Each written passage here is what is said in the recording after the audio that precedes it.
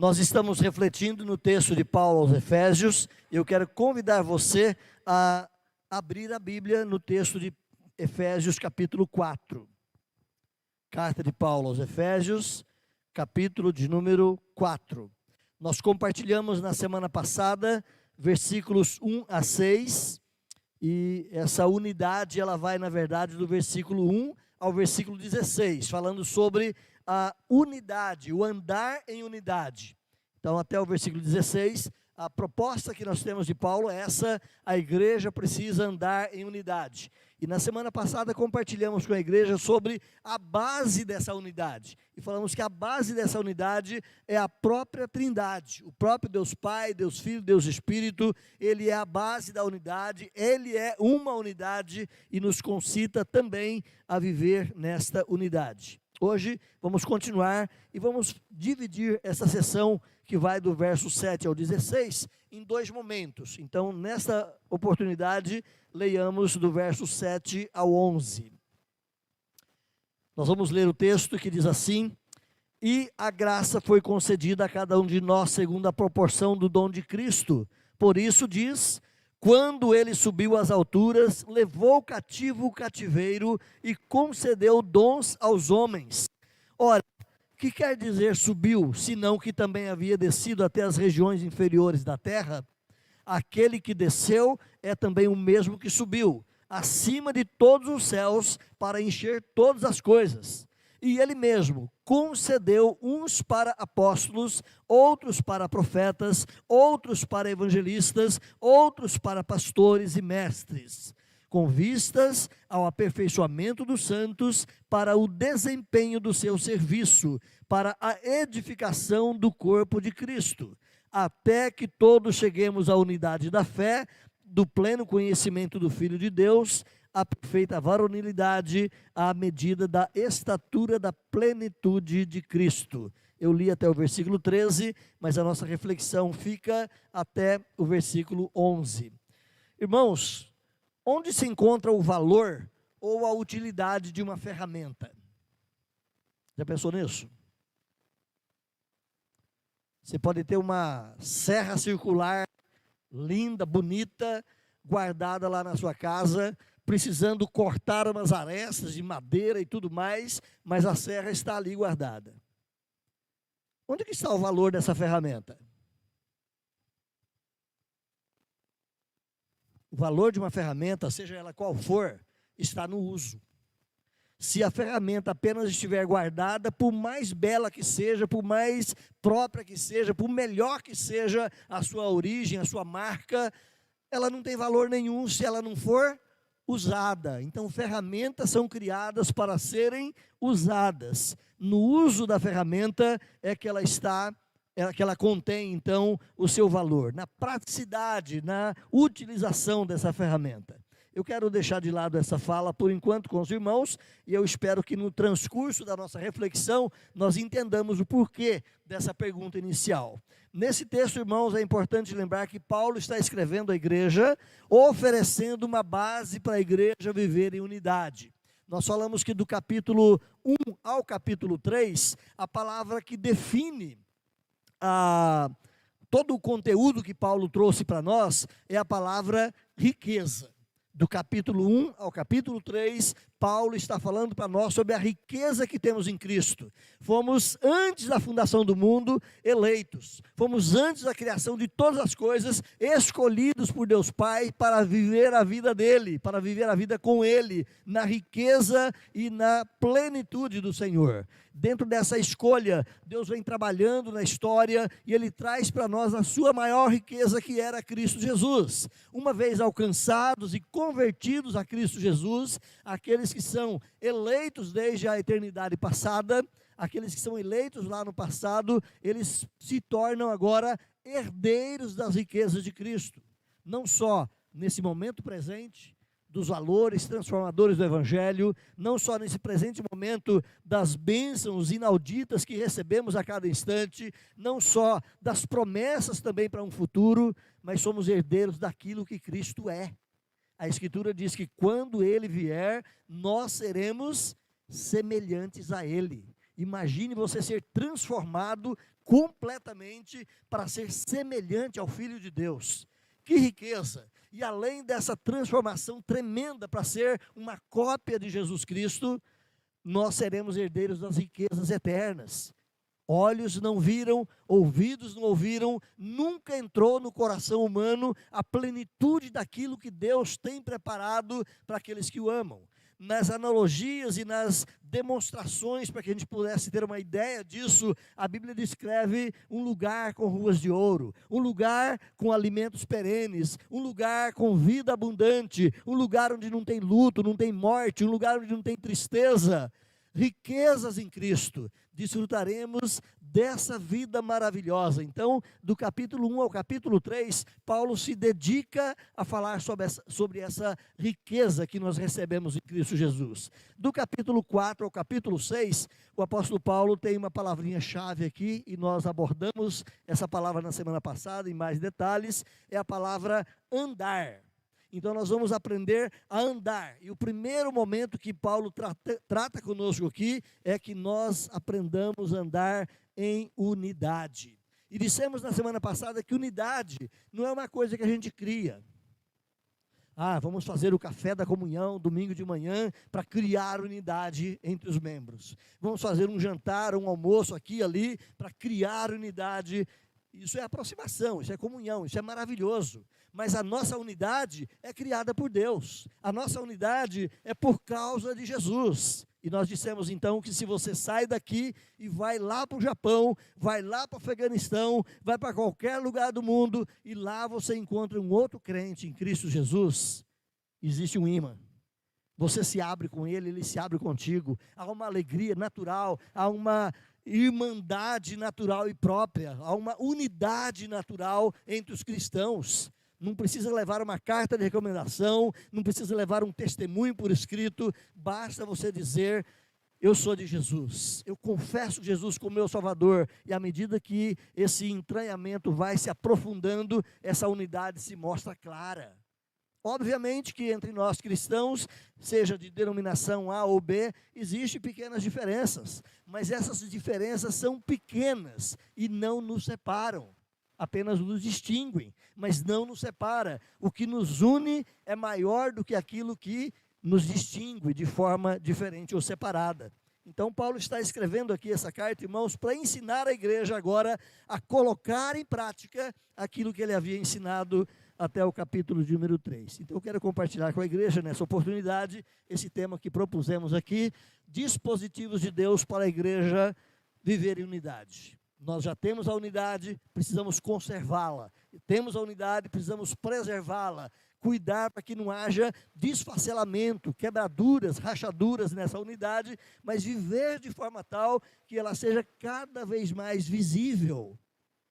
Se você se lembra, não está aqui no meu script também, mas vem à mente aqui a palavra do Senhor, e se você se lembra, lá no capítulo 17 de João, o Senhor Jesus ora primeiramente por si mesmo, depois ele ora pelo colegiado dos 12 apóstolos, e depois ele ora por toda a igreja. Há um momento que ele diz: Pai, eu oro não somente por esses, mas também por todos quantos virão a crer em Ti, por causa do meu nome. E eu oro para que eles sejam um, assim como Tu és um comigo e eu contigo, para que através dessa unidade o mundo saiba que Tu me enviaste.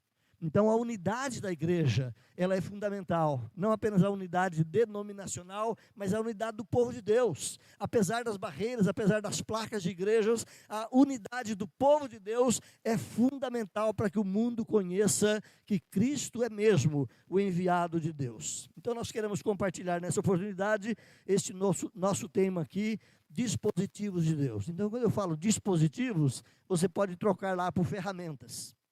Ferramentas que Deus nos deu para que nós possamos viver essa unidade, desenvolver essa unidade, preservar essa unidade. E a primeira coisa que eu proponho então aqui é o arsenal dos dons espirituais. A caixa de ferramenta que Deus abriu e colocou muitas ferramentas à disposição da igreja. E dentre elas, as mais importantes são os dons espirituais. Irmãos, Paulo passa então aqui dos elementos comuns a todo cristão, para as diversidades entre os cristãos. Se você percebe, no versículo 4 a 6, ele vai dizer que todos nós devemos ter o quê?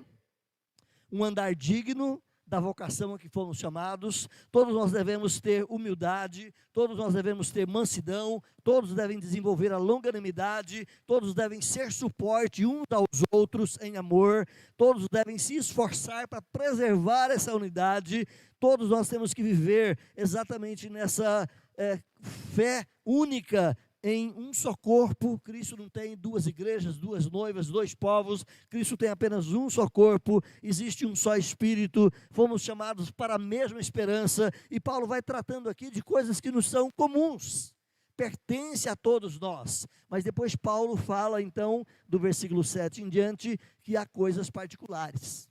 Embora todos nós devamos viver e experimentar essas coisas anteriores, há coisas que são particulares. Dons espirituais. Nós não vamos abrir o texto aqui para olhar cada um dos dons. A Escritura não tem uma listagem estanque, ou seja, uma listagem final e completa de dons. Então, entre os exegetas e estudiosos da palavra de Deus, existe aí esse questionamento: quantos dons espirituais existem? Já pensou nisso? Eu já ditei uma regra aqui para a igreja e eu gostaria que você tentasse memorizá-la. Eu vou passar nela depois mais uma vez. 12, 12, 4, 4. O que é isso? 12, 12, 4, 4. Lembra disso? É onde estão as listas de dons na Bíblia. Romanos 12, 1 Coríntios 12.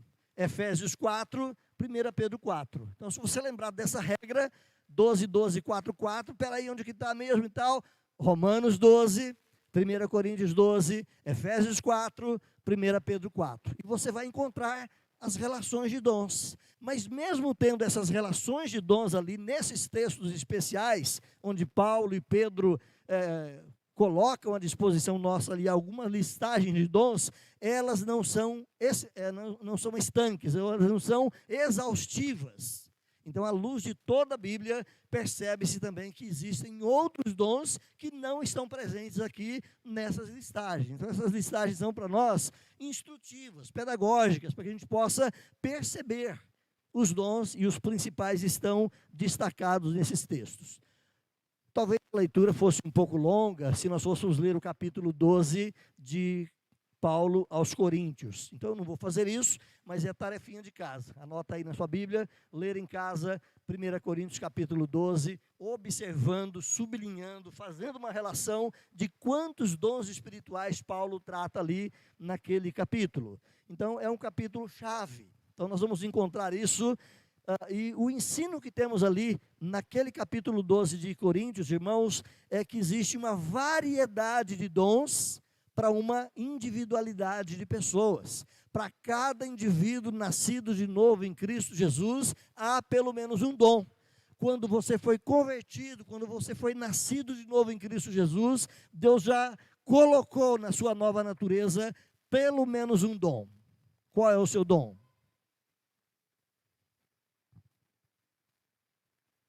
Quem tem que descobrir isso? O seu pastor? É você, meu irmão. Então você precisa, se você não sabe qual é o seu dom, ou quais são os seus dons, porque você pode ter mais de um, você precisa em primeira mão orar a Deus. Senhor, eu preciso saber qual é o meu dom. Eu preciso descobrir qual é o meu dom. Segundo, eu preciso ler a Escritura, olhar para essas relações de dons que Paulo e Pedro nos oferecem e pensar em quais deles talvez eu me encaixaria. De repente também você precisa ler algum material extra que te ajude a perceber mais detalhadamente quais são os dons espirituais e como eles funcionam.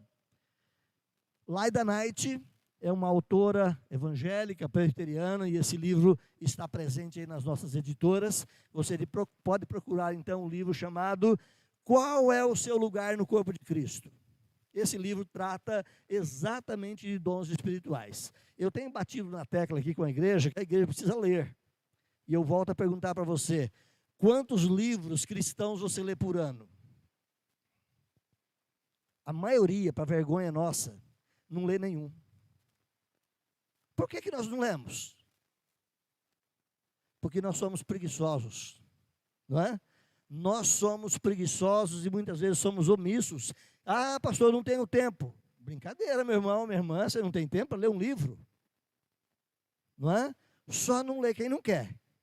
Se você separar 10 minutinhos por dia, vai ser só 10 minutos, ao levantar, ou ao deitar, ou no descanso do almoço, ou naquele período da tarde, que talvez a dona de casa pode ter um momentinho de relax, se é que consegue isso, né? Mas pode dedicar 10 minutinhos para a leitura de um livro. Se você pegar um livro como esse da Laida Knight, deve ter por volta de umas 200 páginas. Ô, pastor, é muito. Mas se você ler uma página por dia, em 200 dias você lê o livro. Quantos dias tem o ano? 365, dá para ler 2, não é? Então, às vezes, nós somos preguiçosos, somos omissos, e eu quero bater nessa tecla, meu irmão. Quem lê sabe mais, e a igreja não é chamada para ser uma igreja ignorante, a igreja não é chamada para ser uma igreja omissa, a igreja é chamada para ser uma igreja que tem conhecimento, que busque conhecimento mais e mais, primeiramente na Escritura, segundo, através dos cultos, estudos, mas também através de boas literaturas que, graças a Deus, em nosso país nós já temos. Muito material evangélico espalhado Brasil afora, obviamente que tem muita porcaria, tem muito lixo, infelizmente, no nosso arsenal de livros evangélicos no Brasil. Você tem uma biblioteca aqui na primeira sala, entrando de lá para cá, do seu lado esquerdo aqui, para a minha direita, você tem uma biblioteca ali. Fale com o pastor, fale com a Rebeca, eu quero levar um livro para ler, pastor. Tá? Crie o hábito de leitura, e eu sei que a leitura é um mundo, abre uma janela fantástica, e você vai aumentar sim o seu conhecimento. Então, você precisa descobrir qual é o seu dom. Por quê? O dom é mais ou menos como uma ferramenta que nós já abordamos, ou imagine um relógio movido a engrenagens. Hoje, grande parte dos relógios são todos digitais, né? Nem usa mais engrenagem, mas imagine uma máquina movida a engrenagem. O motor do seu carro, por exemplo, arranque uma engrenagem fora. Dependendo da engrenagem que você arrancar fora, o motor pode até funcionar, mas a ausência daquela engrenagem pode danificar alguma parte do funcionamento do seu carro, não é?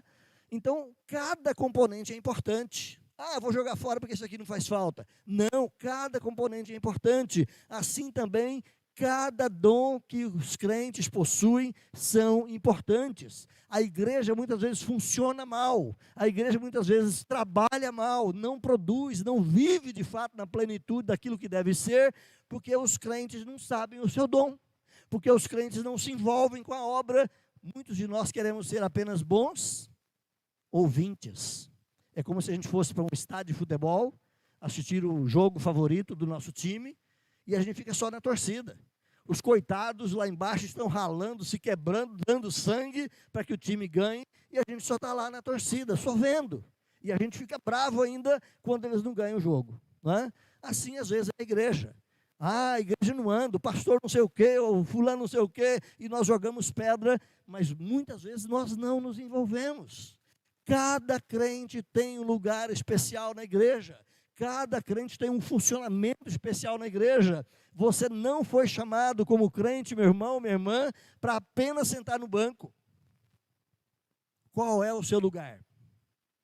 Então, dons fala sobre isso. Dons fala sobre o meu lugar no corpo de Cristo. Dons fala sobre essa caixa de ferramenta, esse arsenal de ferramentas que Deus tem e colocou à disposição do seu povo. Então, cada um de nós somos chamados a exercer o dom, e você precisa descobrir o seu dom.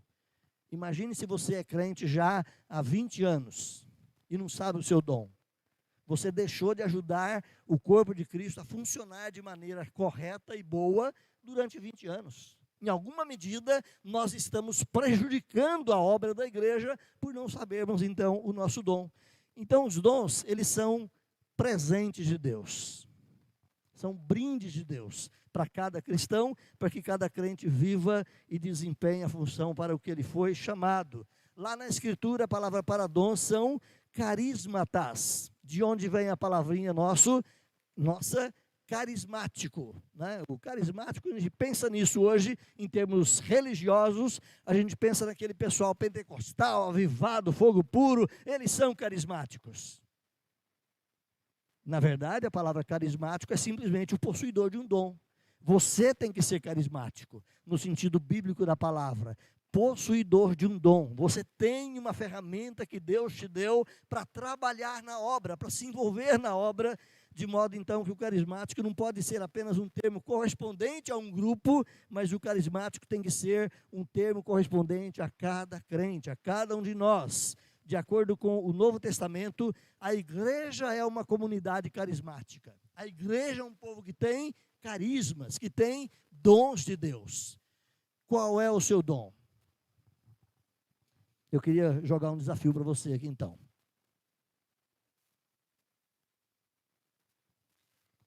Pastor, eu não sei qual é o meu dom.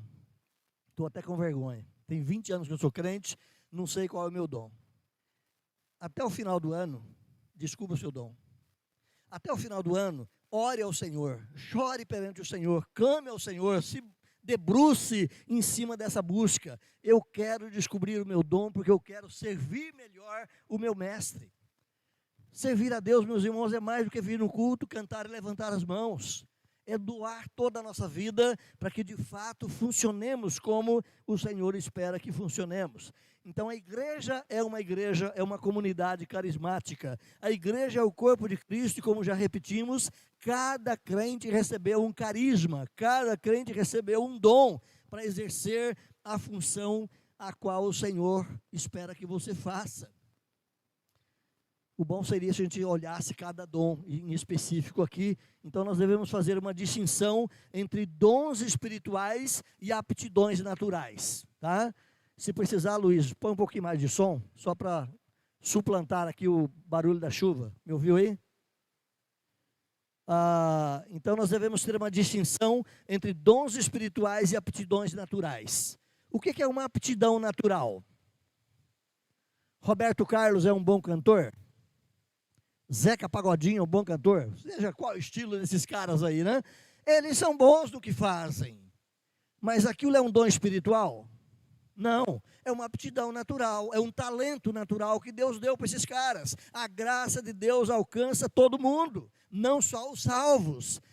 Mas existem aptidões ou capacitações que Deus dá para os seus filhos. Deus capacita o mundo todo para que ele seja belo, bonito, produtivo, faça coisas boas, mas dons espirituais são dados aos filhos de Deus.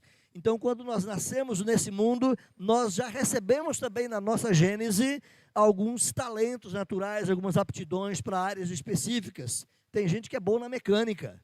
Tem gente que é bom na área da construção, tem gente que é bom na área da carpintaria, o outro tem um talento natural para mexer com botânica, com flores e frutos, o outro, cada um na sua área, faz aquilo que gosta, desenvolve excelência, mas são apenas dons ou capacitações ou talentos naturais, né?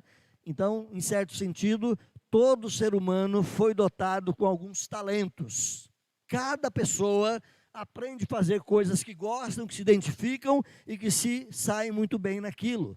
Agora, um dom espiritual, como dissemos, é uma aptidão, é uma capacitação de Deus para o seu povo, para que o seu povo exerça a sua função, primeiro, para que o nome dele seja glorificado. Segundo, para que o evangelho seja comunicado. Terceiro, para que a igreja viva bem, para que a igreja viva servida uns pelos outros. Então o cristão pode e deve desenvolver os seus dons, comunhão com os irmãos. Nossa, Alessandra, desculpa citar aqui, né? Poxa, que legal, você canta bem, gostei de ver. Às vezes a Alessandra até nem pensa isso dela, né? Não, eu não sou bem. Não, mas olha, esforce, prepara, use melhor o seu dom, você é uma bênção, né? E a igreja ajuda uns aos outros a perceberem os seus dons. Quando estamos envolvidos, nós vamos descobrindo e ajudando uns aos outros e nós vamos aprendendo a fazer aquilo cada vez com mais excelência, cada vez melhor, para a glória de Deus, para a bênção do Evangelho e para a bênção da própria igreja. Então é preciso, irmãos, entendermos que os dons, eles não são brinquedos, eles não são simplesmente coisas para nossa diversão. Quando você vai para Coríntios, Paulo dá uma brecada naquela igreja, Paulo chama a atenção daqueles irmãos, porque eles estavam tratando como brincadeira o serviço de dons. Não é assim. Os dons foram dados para edificação, os dons foram dados para comunicação do evangelho, os dons foram dados para fortalecer a igreja, os dons foram dados para glorificar a Deus. Não é para você se esnobar. E Paulo vai dizer: olha, irmãos, eu falo em mais línguas do que todos vocês juntos, mas eu prefiro não falar nada. Eu prefiro falar apenas 5 palavras para abençoar a igreja. Então não é esnobar o que tem. E a igreja de Corinto era aquele pessoal esnobista, cada um querendo o holofote para si, cada um querendo se colocar no lugar de projeção por causa do seu dom. Está vendo? Eu sou isso, olha, eu sou aquilo, e se esnobando uns com os outros. Paulo corrige a igreja. E Paulo vai ensinar para nós, irmãos, nesse texto de Efésios, então, mais particularmente, que os dons são concedidos por Cristo, são presentes do Senhor Jesus a cada cristão pelo Espírito Santo de Deus. Olha aí o versículo 7 no capítulo 4 de Efésios. O que Paulo diz aí? E a graça foi concedida a cada um de nós segundo a proporção do dom de Cristo.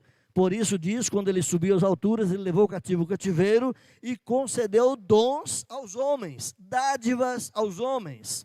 Então, quando Cristo saiu do seu período de encarnação e de sacrifício em nosso lugar, ele volta ao Pai e de lá, através do Espírito Santo, ele dá capacitações, ele dá dons, ele dá ferramentas para cada crente, para que cada um de nós, irmãos, vivamos para a glória de Deus. Paulo ensina que Cristo subiu ao céu vitorioso para sempre. A ideia que temos aqui do texto, irmãos, é daqueles conquistadores da antiguidade. Vamos pensar no Nabucodonosor. Você conhece um pouquinho a história. Quem foi o cara? Ele era rei da Babilônia, não é? E ele é um grande dominador, um grande conquistador. Ou os faraós do Egito, ou os Herodes da Palestina, ou os Césares do Império Romano. Eles entravam nas batalhas contra outros povos, conquistavam aqueles povos, tomavam todos os bens e riquezas daqueles povos conquistados e levavam para si. Mas, uma vez conquistado o povo, tomadas as suas riquezas, os seus exércitos recebiam parte daquelas riquezas. Então, aquele grande imperador ou governador, ele dava presentes aos seus guerreiros. Ele dava presentes ou despojos da guerra àqueles que são seus oficiais. É isso que Cristo fez. Ele veio para a terra e conquistou o império das trevas e destruiu o império das trevas, tirou de lá pessoas com dádivas para si e deu dons aos seus, deu presentes àqueles que eram pertencentes ao seu povo. Então é isso que Paulo está dizendo aqui nesse contexto. Ele conquistou para si, ele subiu às alturas, ele levou cativo o cativeiro e ele deu dons presentes aos homens. Que homens? Homens do seu povo, homens resgatados por ele através do seu sacrifício, através de sua morte. Então eu volto com você rapidamente, só para lembrar que as listas de dons estão lá na Bíblia, não é para enfeitar as páginas de Pedro ou de Paulo. As listas de dons estão lá na Bíblia para que você busque e descubra qual é o seu dom, tá bom? Então, 12, 12, 4, 4. Lembra disso? Chega em casa, anota aí na tua Bíblia, chega em casa e vai ler as listas de dons e se preocupe com isso. Eu estou sendo um crente defeituoso, eu estou prejudicando a vida da minha igreja local, porque eu não descobri o meu dom, e eu preciso descobri-lo, eu preciso servir o corpo de Cristo com os meus dons. Existe um arsenal, uma caixa de ferramentas abertas, com muitas ferramentas à nossa disposição. Qual é o seu dom? Deixa eu confessar uma questão rápida para a igreja. Quando eu fui alcançado pela graça de Deus, em 1980, dia 19 de fevereiro de 1980, o Senhor me alcançou com a graça salvadora. E eu vim para a igreja todo feliz, e eu vim para a igreja com ânimo, eu vim para a igreja querendo cumprir uma missão que até mesmo já tinha sido dada ou prometida aos meus pais lá na minha infância. Quando eu tinha por volta de 1 ano e meio a 2, eu tive meningite, fortíssima. e eu fritava em febre. Eu não lembro disso, né? Mas eu fritava em febre. A minha mãe dizia que os meus olhos viravam para trás e eu tinha convulsões horríveis, e ela já tinha perdido uma criança dela há pouco tempo atrás, exatamente com a doença da meningite, e ela não queria perder mais um filho com meningite. E ela orava incessantemente a Deus: Senhor, cura esse menino, Senhor, salve esse menino, livra esse menino da morte, e eu quero dá-lo para o teu serviço. Lá atrás, eu cresci quando eu tinha 5, 6, 7 anos, eu me lembro que alguém perguntava: o que você vai ser quando crescer? Pastor. Né? Tinha sido formado na minha cabeça, por essa dedicação da minha mãe, dos meus pais, que eu seria um pastor um dia. Mas quando eu entrei pelos 12 anos, aprendi a fumar, 13 anos, 14 anos fui para as drogas e tal, e saí do evangelho. Quando eu voltei pela graça de Deus, acendeu de novo essa chama. Deus me chamou para ser um obreiro no reino dele. E eu não queria ser pastor de igreja, eu queria ser missionário, né? Eu queria ser um evangelista, eu queria ser um ganhador de almas, eu queria ser aqueles que pregavam e multidões vinham a Cristo. E quando eu fiz o curso do IBEL lá em Minas Gerais, a minha intenção era trabalhar ou com índios ou ir para a África. Mas nem a porta da aldeia se abriu e nem a porta da África se abriu, e eu acabei indo trabalhar com a igreja, né? E com o tempo eu fui amadurecendo a ideia. Mas eu me lembro que certa feita eu comecei a orar para Deus. Eu não sabia bem qual era o meu dom, eu não sabia exatamente o que Deus tinha me chamado para fazer dentro da igreja. E eu chorava: Senhor, eu quero ganhar alma, Senhor, eu quero ser alguém que alcance multidões para o Senhor. E eu chorava, pedindo que Deus me usasse para ganhar multidões. Eu nunca fui usado para ganhar multidões. Isso me frustrou. Durante algum tempo eu fui um obreiro frustrado comigo mesmo. Como é que eu não consigo ser? Eu quero ser isso, mas como é que eu não consigo ser? Na caminhada, eu fui descobrindo que o meu dom não era de ser um grande evangelista. Na caminhada, eu descobri que o meu dom era mais um ensinador, era mais um pastor de almas do que um grande evangelista. Mas na minha cabeça, eu queria ter aquele dom. Irmão, Deus não dá o dom que você quer. Não adianta escolher. Não adianta ficar pedindo: oh, Deus, me dá aquele dom. Ele já te deu. Quando você se converteu, está aí dentro de você. Basta você descobrir qual é o seu dom. Então, no decurso da caminhada, irmãos, nós temos que aprender isso. Deus me deu uma ferramenta para ser útil a serviço da igreja.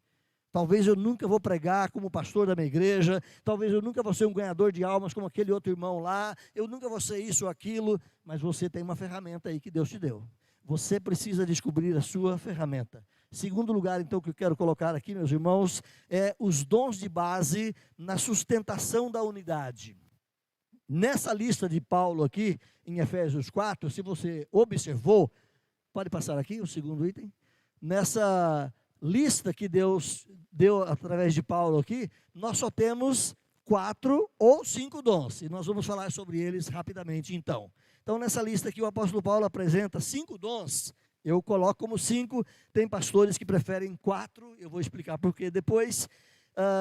Então, o apóstolo Paulo apresenta aqui esses 5 dons, e eu entendo que esses 5 dons, eles são o alicerce, o fundamento para sustentar os outros dons que a igreja possui, para abençoar todo o corpo de Cristo. Então, Paulo vai apresentar aqui esses dons que são fundamentos, são bases para a sustentação da unidade da igreja, e os outros dons estão, em alguma medida, apoiados nesses 4 ou 5 dons. Eu vou usar como 5 e vou explicar por que depois. Esses 5 dons, meus irmãos, então, eles vão funcionar. E eles funcionando, eles gerarão a nutrição, eles gerarão a alimentação, eles gerarão a administração correta da igreja, onde os demais dons, ajustados, eles vivenciarão a unidade, a edificação, o crescimento da igreja em todos os âmbitos. Quando os dons funcionam na igreja, a igreja cresce em espiritualidade. A igreja cresce em comunhão, a igreja cresce em evangelização, a igreja cresce em discipulado, a igreja cresce em números. Por que nós não estamos crescendo em números? Está faltando funcionar alguma coisa, não é? Então nós precisamos pensar nisso. Para que Deus me chamou? Então, os dons de base, meus irmãos, na sustentação da unidade da igreja, estão aí, mais especificamente no versículo 11. Vamos ler todos juntos? Abra sua Bíblia, olha aí, Efésios 4:11, vamos ler todos juntos, que diz assim: e ele mesmo concedeu, vamos lá? E ele mesmo concedeu uns para apóstolos, outros para profetas, outros para evangelistas e outros para pastores e mestres. Então a diferença que tem entre 4 e 5 é o último aí que é citado, pastores e mestres. Então alguns foram dados para apóstolos, outros para profetas, outros para evangelistas, outros para pastores e, podemos imaginar assim, outros para mestres. Ou, vai dizer alguém, pastores e mestres é um só. E a gente vai caminhar nisso aí quando eu chegar mais especificamente nesse dom. E eu quero olhar com você brevemente, então, esses 5 dons. Se esses 5 dons existem e funcionam na vida da igreja, a igreja vai ser fortalecida por esses que possuem esses dons. A igreja vai ser abençoada e vai ajudar a descobrir os seus dons, e toda a igreja vai funcionar melhor, toda a igreja vai produzir melhor. O primeiro dom que nós temos aqui, então, meus irmãos, na listagem de Paulo é apóstolos. E ele mesmo, quem é ele mesmo? Jesus, aquele que desceu à terra e subiu ao mais altos céus. Ele mesmo concedeu uns para apóstolos. Nós, reformados, nos dividimos em uma certa fração entre 2 grupos com respeito aos dons espirituais. Existem uma grande parte dos reformados que acreditam que alguns dons cessaram. Alguns dons não existem mais. Alguns dons foram dados para a plantação da igreja e hoje eles cessaram. Então é o grupo dos irmãos que são chamados de cessacionistas. Então, quando você lê alguma matéria teológica por aí e ouvir falar de cessacionistas, são aqueles irmãos que entendem que alguns dons não existem mais. Eles foram dados lá naquele momento, mas Deus os recolheu. Essas ferramentas não estão mais à disposição da igreja enquanto pessoas, mas resta a obra que aqueles que receberam esses dons fizeram pela igreja, e essa obra ela é perene. Então, nós vamos ter o primeiro dom, o dom de apóstolo. Eu creio, como muitos outros irmãos presbiterianos reformados, a grande maioria, cremos que esse dom cessou. Não existem mais apóstolos. Aí você fala, pastor, mas é a igreja fulano de tal lá que tem apóstolo? Falar que é, cada um pode falar o que quiser. Agora, ser é diferente. À luz da Bíblia, quais são as credenciais? Quais são as características para alguém ser apóstolo? Primeiro, ter acompanhado Jesus desde o batismo de João até a sua ressurreição. Algum vivo de hoje preenche essa vaga? Não. Então não é apóstolo. Segundo, ele tem que ter recebido revelações especiais de Deus contidas na Escritura. Alguém preenche essa vaga? Também não. Terceiro, ele tem que ser um utensílio de Deus para realizações de milagres portentosos, não no oba-oba, no frenesi e apenas na movimentação emotiva de uma comunidade, mas milagres reais, que Deus possa ter usado essa pessoa. Alguém preenche essa vaga? Via de regra, queridos irmãos, isso não é preenchido por ninguém nos nossos dias. É por isso que eu brinco e sigo aqui as palavras do doutor Augusto Nicodemos, quando ele diz: apóstolo bom é apóstolo morto. Apóstolo vivo está fora do princípio da Escritura. Desculpe se alguém aqui é parente ou condescendente com a ideia de apóstolo. Ah, mas eu gosto tanto do apóstolo fulano de tal. Está fora da Escritura, meu irmão. Está fora do princípio de Deus. Não existem apóstolos que não preenchem os requisitos estabelecidos na própria Escritura. Se tornar apóstolo é fácil, né? Apenas entrar num grupo que é apostólico aí, daqui a pouco você se torna um, mas é bíblico? Não é bíblico. Então, o dom do apóstolo é aquela capacitação que Deus deu a alguns homens lá no começo da igreja, primeiro, para que eles andassem com Jesus, aprendessem diretamente de Jesus e propagassem o evangelho de Jesus com base doutrinária forte naquilo que o Senhor Jesus havia ensinado. É por isso que Paulo vai dizer, volta aí uma página na sua Bíblia, capítulo 2, versículo, deixa eu voltar aqui, né?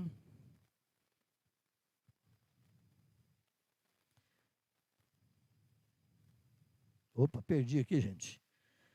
Capítulo 2, versículo 19 em diante, diz assim: já não sois estrangeiros e peregrinos, mas concidadãos dos santos e sois da família de Deus, versículo 20, edificados sobre o fundamento de quem? Dos apóstolos e profetas. Os apóstolos foram aqueles que receberam as revelações especiais de Deus para a composição da Escritura. Não temos mais revelação especial de Deus hoje para a revelação da Escritura, para a composição do ensino de Deus. Não quero entrar no mérito aqui, se existe ou não, nós cremos que não. Então qualquer pessoa que está dizendo que está recebendo revelação, cuidado com isso também. Não é muito bíblico essa questão. Hoje nós recebemos iluminação do Espírito Santo para compreender o ensino, e não revelações de Deus, não é? Então, esses irmãos lá do passado, os apóstolos escolhidos por Jesus, foram pessoas separadas para receberem essas revelações. Pedro, Paulo, João, Tiago, e eles estão aqui na Escritura. Não fala dos outros apóstolos, mas é bem possível que eles também receberam revelações de Deus e espalharam essas revelações para outros lugares onde eles também ministraram a palavra. E aprove a Deus guardar as revelações desses que fazem parte aqui da Escritura, que são textos essenciais, necessários e indescartáveis para que a igreja funcione, para que a igreja cumpra a sua missão. Nós podemos perceber que o Senhor Jesus tinha muitos discípulos, não é mesmo?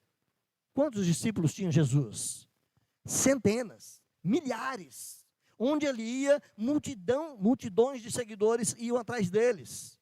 Mas ele teve 12 apóstolos. Ele escolheu para si, daquela multidão de discípulos, 12 apóstolos. E esses tais foram os especiais separados por ele. Dentre esses, um foi o traíra, Judas, morreu lá nas circunstâncias que morreu, mas foi escolhido outro, o Matias, para assumir exatamente a função de Judas, e tinha que cumprir aquelas credenciais dadas lá. Basta você ler o capítulo 1 de Atos, e você vai perceber isso. Então, um discípulo é um seguidor, um discípulo é um aprendiz, mas um apóstolo é diferente. Um apóstolo é um representante oficial nomeado para.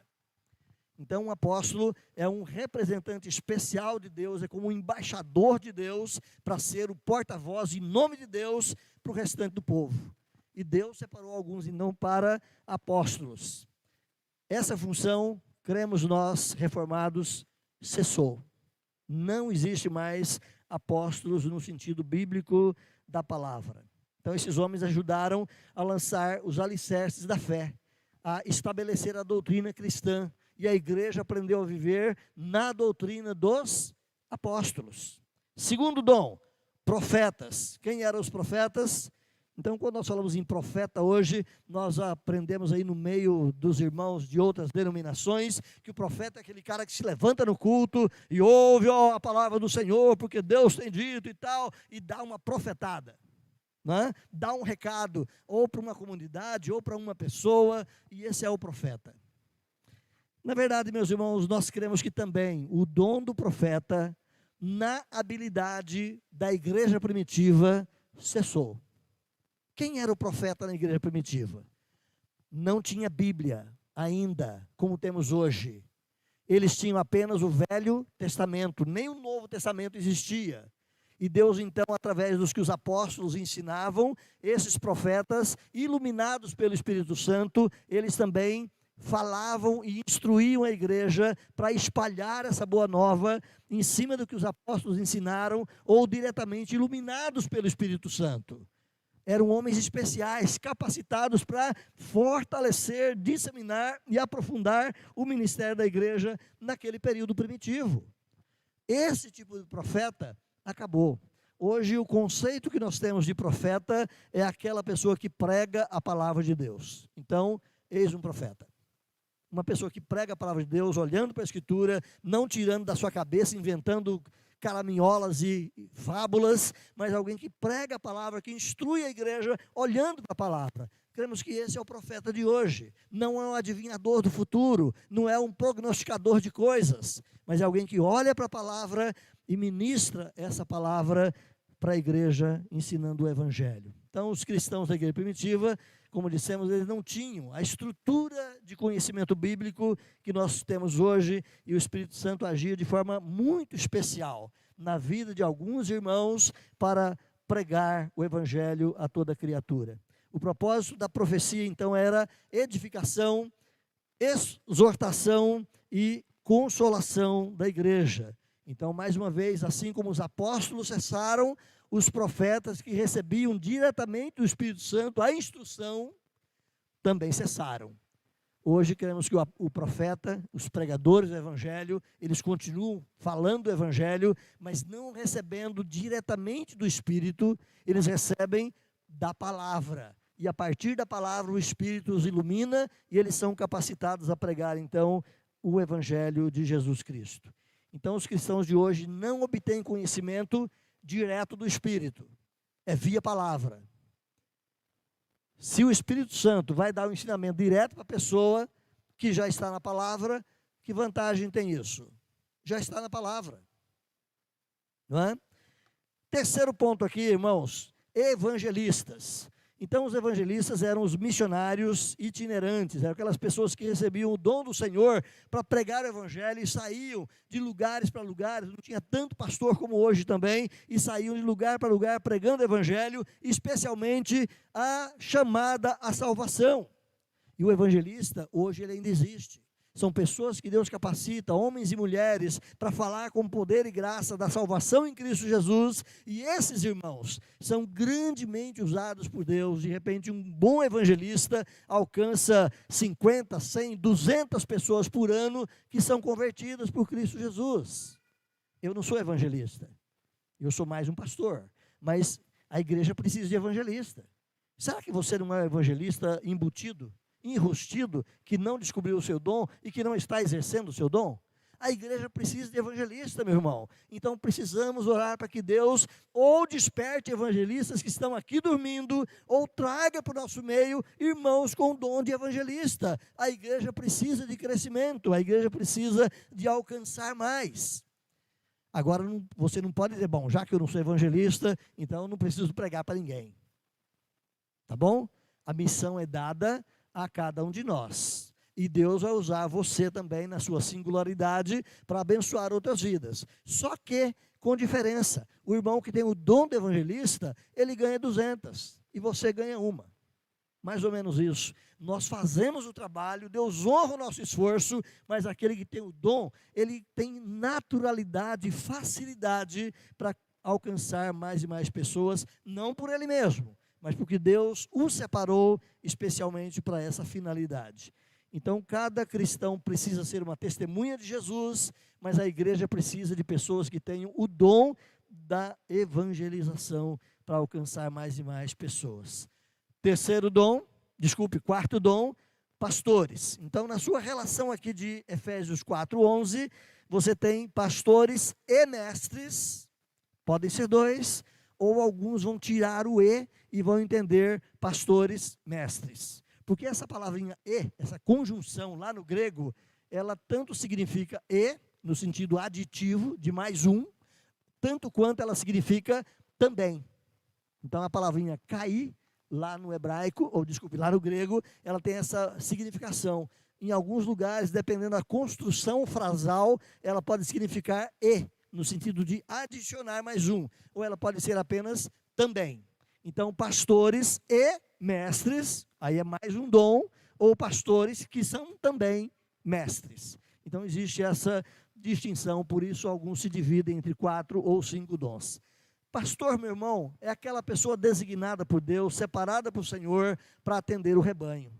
para ensinar, para instruir, para orar com eles, para aconselhar, para ser um ombro amigo, para caminhar com a igreja, para ajudar a igreja a caminhar nos caminhos do Senhor, para oferecer, como diz o Salmo 23, prados verdejantes, comida gostosa, para que a igreja seja alimentada.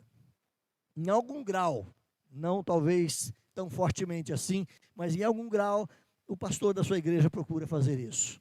Ele procura ser pastor da igreja, estimular, fortalecer, animar, e certamente também tem lá as suas limitações. Então, a responsabilidade desse ministro, a responsabilidade desse servo de Deus é alimentar o rebanho, é instruir o rebanho, é trazer o alimento para a mesa da igreja. A palavra de Deus, meus irmãos, ela instrui, mas Deus separou alguns para preparar o lanche, para preparar a refeição e colocar à mesa. Então esses tais são os pastores. E dentre os pastores também existem características próprias.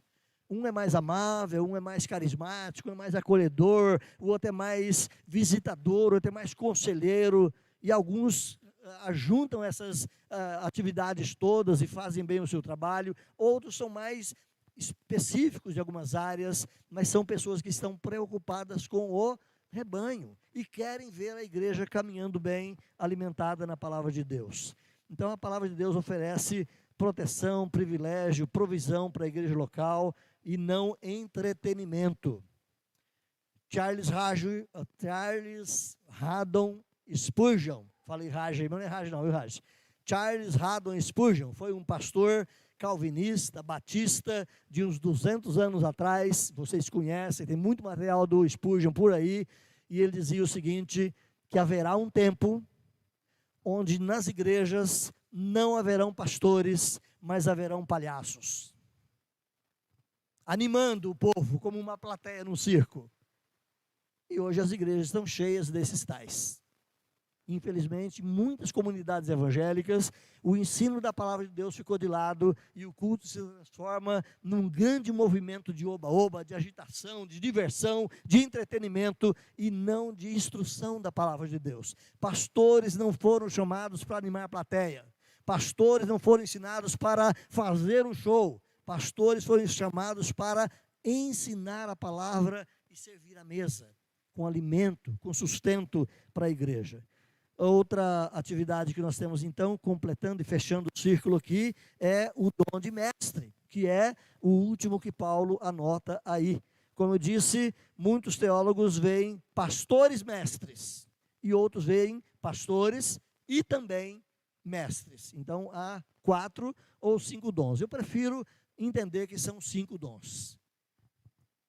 Se você olhar para a sua mão, e você fizer assim, apóstolo é aquele camarada que estava conectado diretamente com Deus, recebendo as revelações especiais de Deus para ser a base do sustento doutrinário da igreja. Profeta é aquele que aponta o dedo e diz, olha, você precisa mudar de vida, você é um pecador e tal, e ele dava as revelações de Deus, profetizando aquilo que o Espírito Santo colocava no seu coração. Evangelista, qual é o dedo maior da sua mão aqui? Esse do meio aponta que ele é maior que os outros, ele vai na frente, ele desbrava o caminho. Evangelistas são aqueles que vão na frente, alcançam vidas e trazem para o rebanho do Senhor. 4º dom é o da aliança, é o pastor que tem uma aliança com o rebanho, que cuida, que ampara, que ama, que alimenta, que protege. Ele tem um casamento com a sua igreja, né? E o último dedinho pequenininho, tão pequeno, mas ele é importante, né? Então os mestres são em menor quantidade, eles são em menos do que a maioria do rebanho. Eu não me arrogo por mestre de forma alguma, nós temos bons mestres na igreja. Quando você olha para o reverendo Augusto Nicodemos, é um mestre, conhecedor exímio da palavra. Quando você olha para o Heber Carlos de Campos, quando você olha para o Heber Júnior, quando você olha para tantos outros irmãos, aí o próprio reverendo Hernandes Dias, embora seja um grande evangelista, é um mestre. Então nós temos muitos bons mestres na nossa denominação hoje e também nas outras igrejas irmãs. Mas em relação ao todo da igreja, são poucos. Mestres são pessoas que o Senhor separou de uma maneira tão especial para que eles trouxessem conteúdos mais densos, conteúdos mais profundos, ensinamentos mais aprofundados da palavra, coisas que nós não conseguimos ouvir no dia a dia da igreja. Você vai ouvir esses camaradas, eles te ensinam coisas que você pensa, como é que ele descobriu isso? E ele mostra lá nas ferramentas bíblicas que estava ali aquele ensino, aquele tesouro tremendo da revelação bíblica. Então esses dons são os dons de base, sobre o ensino apostólico, sobre a palavra dos profetas, sobre o ensino dos pastores, sobre o cuidado dos evangelistas e sobre o ensinamento aprofundado dos mestres. Os outros dons se apoiam.